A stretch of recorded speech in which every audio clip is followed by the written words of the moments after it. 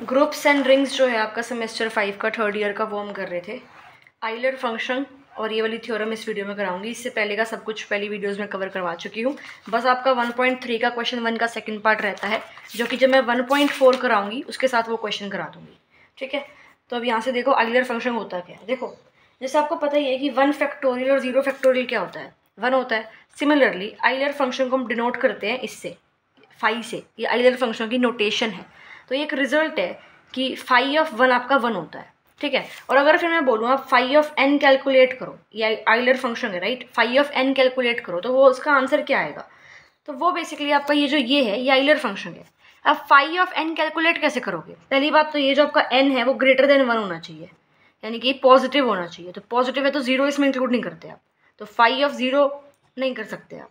Euler function की definition में यही कहता है कि जो ये n है वो एक पॉजिटिव इंटीजर होना चाहिए।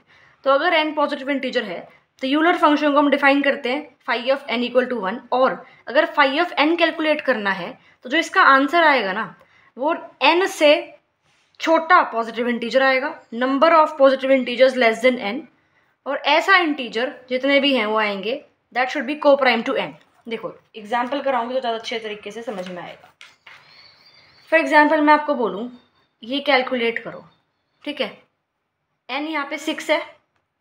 ठीक है, अब पहली बात क्या बोला है इसने, positive integers less than n। तो n से छोटे पॉजिटिव इंटीजर कौन से हैं? 0 को नहीं लेना हमें, 1 2 3 4 5 एंड को प्राइम टू n। अब इन इंटीजर्स में से कौन से ऐसे इंटीजर हैं जो n के यानी कि 6 के को प्राइम है, यानी कि 6 में और उस इंटीजर में कुछ भी कॉमन नहीं है। एक तो 1 हो गया, तो 1 को तो हम लेते ही हैं। 2 नहीं होगा क्योंकि 2 6 को हम लिख सकते हैं ना 3 × 2, तो ये नहीं होगा। 4 भी नहीं होगा, 3 भी नहीं होगा, 5 होगा। तो इसकी वैल्यू हो गई 2, क्योंकि नंबर निकालना है कि ऐसे कितने इंटीजर हैं जो कि इस n से छोटे हैं, पॉजिटिव हैं और छोटे हैं, और n से को प्राइम है। तो कितने हो गए? 2। सिमिलरली अगर मैं बोलूँ आपको ये कैलकुलेट करो, कैसे करोगे? n है ये 7, 7 से छोटे पॉजिटिव इंटीजर कौन कौन से हो गए? पॉजिटिव, 0 नहीं लेना, 3 4 5 6। अब कौन से ऐसे इंटीजर्स हैं जो कि 7 के को प्राइम है? तो सारे ही हैं, क्योंकि 7 तो एक प्राइम नंबर है, तो इसके 7 में और इन किसी नंबर में कुछ भी कॉमन नहीं है। तो इसका आंसर क्या हो गया? 6 आ गया।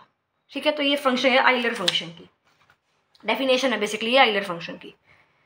अब अगर ये चीज़ इवन है तो n ग्रेटर देन 2 होगा, सिंपल सी बात है। अगर आपका n 2 से बड़ा है तो ये इवन आता है। ठीक है, देखो 2 से बड़ा है इवन आंसर आया, 2 से बड़ा है इवन आंसर आया, 2 से बड़ा है तो इवन आंसर आया है। एक थ्योरम है, देखो हमने यहाँ पर जो थ्योरम करी थी वो क्या करी थी, अगर इनफाइनाइट साइक्लिक ग्रुप है, ये आपको ध्यान रखनी है एज अ रिजल्ट भी, कि अगर एक साइक्लिक ग्रुप है और वो इनफाइनाइट है, सिंपल सी बात है, अगर जी एक ग्रुप है और वो साइक्लिक है तो या तो इनफाइनाइट होगा या आपका वो फाइनाइट होगा। तो अगर वो इनफाइनाइट है तो उस ग्रुप जी के एग्जैक्टली 2 जनरेटर्स हैं, और अगर वो फाइनाइट साइक्लिक ग्रुप है तो उसके नंबर ऑफ जनरेटर्स कितने होंगे? वो आइलर फंक्शन से हमें पता लगेगा, जहाँ पे n जो है ऑर्डर है इस साइक्लिक ग्रुप का। ठीक है, तो ये थ्योरम प्रूफ करनी है। ठीक है, अब देखो, let G be a finite cyclic group of order n generated by A। यही हमने लिखा है कि भाई एक finite cyclic group of order n G हो गया। ठीक है, अब G क्या है? Cyclic group. तो order of cyclic group is the order of its generator. ठीक है, जनरेटर इसका A है, साइक्लिक ग्रुप है तो जनरेटर भी होगा। तो साइक्लिक ग्रुप का ऑर्डर अगर n है तो जनरेटर का ऑर्डर भी n होगा। तो order of A is n, इसका मतलब क्या है कि A को जब n टाइम्स करोगे तो E आ जाएगा, यानी कि आइडेंटिटी आ जाएगा। अब G एक साइक्लिक ग्रुप है, ठीक है, इस टाइप के उसमें एलिमेंट्स होंगे। ये कैसे लिखा मैंने, देखो G एक फाइनाइट साइक्लिक ग्रुप है, ऑर्डर n है, A जनरेटर है, तो A जनरेटर का ऑर्डर भी n आ गया, यानी कि A को जब n टाइम्स करोगे तो E आएगा। तो A की पावर n E आती है। तो यानी कि उससे पहले वाले जो एलिमेंट है n की पावर जो छोटे हैं, a की पावर 1, a की पावर 2, a की पावर 3 से लेके a की पावर n-1 तक जो एलिमेंट्स हैं, उनमें आंसर एक बार भी आइडेंटिटी नहीं आया और वो सारे अलग अलग हैं। तो ये एलिमेंट्स जी में होंगे, बहुत बार बता चुकी हुई चीज़ कि कहीं भी ऐसा कुछ लिखा हो तो इसका मतलब ये होता है। ठीक है, इसको याद कर लो अच्छे से, ऐसा कुछ लिखा हो तो इसका मतलब ये होता है। ठीक है, अब हमें शो करना है कि a की पावर m जो है वो भी जनरेटर है g का, इफ़ एंड ओनली इफ की कंडीशन है, ये कन्वर्स भी प्रूफ करना पड़ेगा। ठीक है, a की पावर m जनरेटर होगा g का अगर m जो है 0 और n के बीच में है, और m और n का जो GCD है वो 1 है। देखो आइलर फंक्शन में यही तो था कि अगर हमें फाई ऑफ n कैलकुलेट करना है तो n से छोटे पॉजिटिव इंटीजर लेंगे और साथ में को प्राइम होने चाहिए वो n के। तो यही बात है, को प्राइम यानी कि GCD 1 है, कुछ भी कॉमन नहीं आना चाहिए।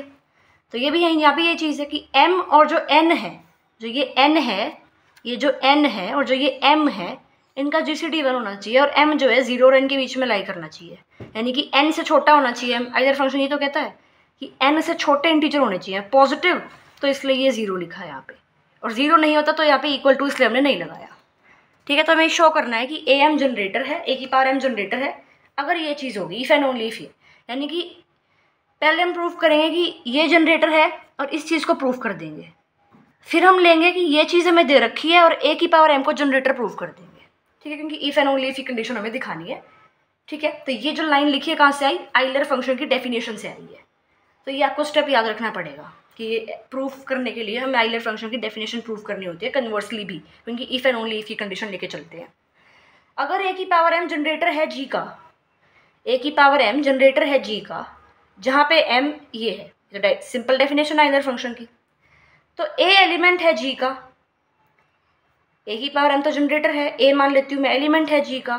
तो सिंपल सी बात है, साइक्लिक ग्रुप की जब डेफिनेशन कराई थी मैंने बताया था कि अगर a जो है एलिमेंट है g का, तो a की पावर कुछ करते जाओ, इंटीग्रल पावर करते जाओ, तो वो एलिमेंट आते जाएंगे g के। तो सिंपली a की पावर m जनरेटर है, जनरेटर की कुछ पावर करते जाओ, एलिमेंट आता जाएगा g का।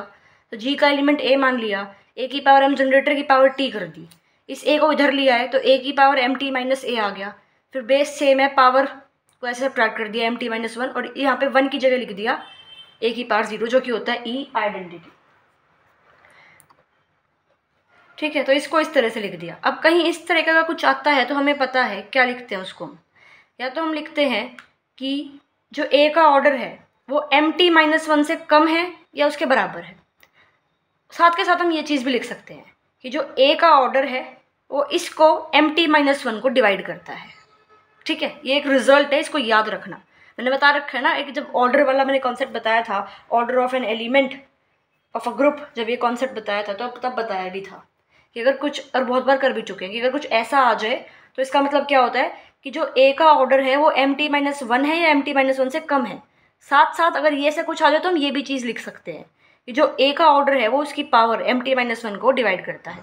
और a का ऑर्डर क्या है, n है ना, a का ऑर्डर n है, तो n जो है वो mt माइनस 1 को डिवाइड करता है।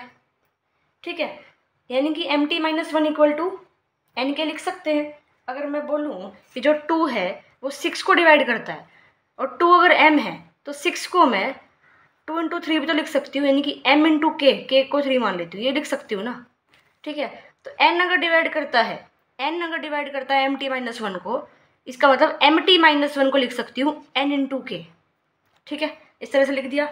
अब ये यहाँ ले आई, 1 को वहाँ ले गई। अब ये चीज़ आ गई, ये चीज़ हमने देख रखी है काफ़ी बार, अलजेब्रा में देख रखी है जब हमने GCD का कॉन्सेप्ट पढ़ते हैं, कि अगर आपका GCD ऑफ m n 1 है तो इसका मतलब m इंटू में t प्लस में n इंटू में k इक्वल टू 1, ये चीज़ हमें दिखानी होती है। ये t और k यहाँ पे ले रखे इसलिए मैंने दिखा दिया। ठीक है, ये आपको दिखाना होता है, मतलब ये एक रिजल्ट है कि अगर m और n का GCD 1 है तो m को किसी से मल्टीप्लाई करो, n को किसी से मल्टीप्लाई करो, फिर उनको ऐड कर दो तो आंसर 1 आ जाएगा। ठीक है, अब यहाँ पे क्या हुआ है, देखो यहाँ पे इन्होंने mt प्लस में n इंटू में माइनस k इक्वल टू 1, तो इसलिए ये माइनस है। तो एक रिजल्ट है ये, इससे अगर देखते हो इसको हमने ये बना दिया और ये इसका ऐसा कुछ कहीं लिखा है तो इसका मतलब m और n का GCD 1 है, क्योंकि ये एक रिजल्ट है कि भाई GCD अगर m और n का 1 है तो ये इक्वेशन सेटिस्फाई करती है। एंड कन्वर्स भी ट्रू है, अगर ऐसी इक्वेशन कहीं लिखी है तो इसका मतलब ये है कि m और n का GCD 1 है। ठीक है, तो m और n का जो GCD है वो 1 हो गया, ये प्रूफ करना था। जनरेटर लेके चले थे और ये प्रूफ करना था कि GCD उसका 1 है। अब हम लेके चलते हैं कि GCD m और n का 1 है, और अब हम प्रूफ करेंगे कि जनरेटर जो है वो am है। ठीक है, अगर m और n का GCD 1 है तो यही वाली लिखनी है इक्वेशन, है ना। m और n का GCD 1 है तो m को किसी इंटीजर से मल्टीप्लाई करो प्लस n को किसी इंटीजर से मल्टीप्लाई करो इक्वल टू 1 आ जाएगा, और वो इंटीजर मान ले p और q, तो m into P plus n into Q equal to 1। ठीक है, अब am को जनरेटर शो करना है तो हम क्या करते हैं, a लेते हैं, ए को क्या लिखते हैं, ए की पावर 1, और 1 क्या है, M T M P plus में एन क्यू, तो 1 की जगह लिख दिया, अलग अलग कर दिया इसको, M P into N Q इस तरह से खोल दिया। ए की पावर एन क्या है, ई है, और आप देखोगे ए की पावर एन क्या है, ई, तो ई की पावर क्यू करोगे तो क्या आएगा, आइडेंटिटी आ जाएगा। फिर आइडेंटिटी को इससे मल्टीप्लाई करोगे तो क्या आ जाएगा, ए की पावर एम पी। यानी कि यहाँ से आपके पास क्या आ गया कि जो ए है वो किसके बराबर है, ए की पावर एम पी के।